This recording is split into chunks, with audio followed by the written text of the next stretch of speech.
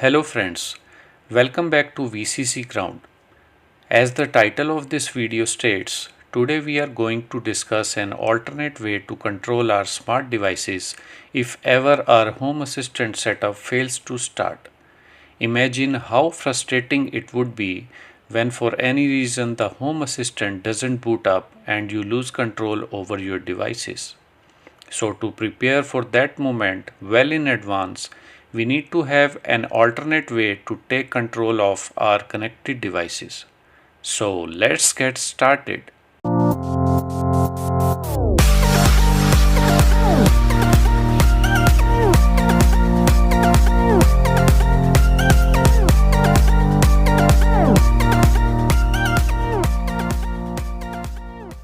To prepare for that worst case, we need to have a direct access to our connected devices bypassing the Home Assistant server. So how to control devices from your mobile device when Home Assistant fails? As you all know, I love to use Tasmota as a third-party firmware for most of my devices as it gives me full command to customize my devices to use them as I want. Tasmota devices can be controlled directly through their web interface if you know their IP addresses. Remembering so many IP addresses is not practical. To solve this issue, I use a mobile app called Tasmota Remota. It's a wonderful app that can auto-discover all Tasmota devices on your network, and you can add the selected devices to its dashboard from where you can control them just like Home Assistant. To install it, go to the App Store or Play Store and search Tasmota Remota.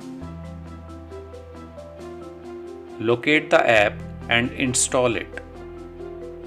Once installed, open the app, tap three dots on the top right corner and select Settings. Change first setting of IP prefix to IP series range offered by your router. Most router default IP range is 192.168.1, which is preset in this app too. But if your router has a different IP series, type it here. Tap back arrow on the left top corner and the app will restart. Now tap three dots on the top right corner and select Tasmota device scanner. Then tap click to scan IP range button, and wow! It immediately found all Tasmota devices on my network.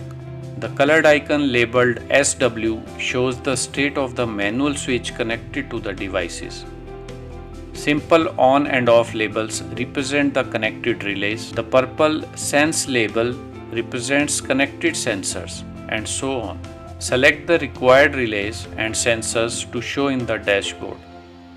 Tap Click to Import button to import the selected entries in the dashboard. Select the dashboard group and tap OK. Press the back button and here you can see all the selected devices. From this dashboard, you can turn them on and off. You can also edit name of your devices, set timer to automatically turn it on or off at set time.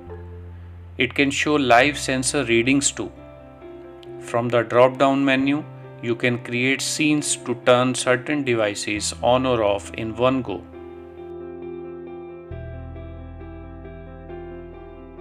You can check power consumption of your devices equipped with power monitoring system. So all in all, it's a great piece of software to have as an alternate backup to Home Assistant. Although the free version of the app still offers a lot of features that are sufficient for the purpose of keeping this app as an alternate to Home Assistant.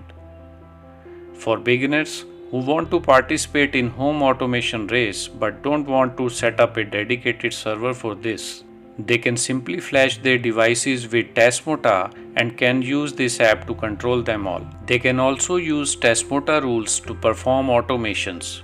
To learn more about Tasmota rules, you can watch my video number 33. So home automation without Home Assistant can be made possible with Tasmota Remota. To use it as a primary app for home automation, you can purchase the premium version of this app at a very nominal one-time cost to get the full features and to support the developer. I hope the information shared in this video would be of great help to all of you. If yes, let me know by hitting the like button below.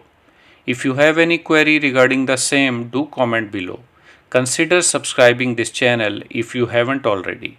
So that's all for today. I'll meet you in the next video soon. Until then, goodbye friends.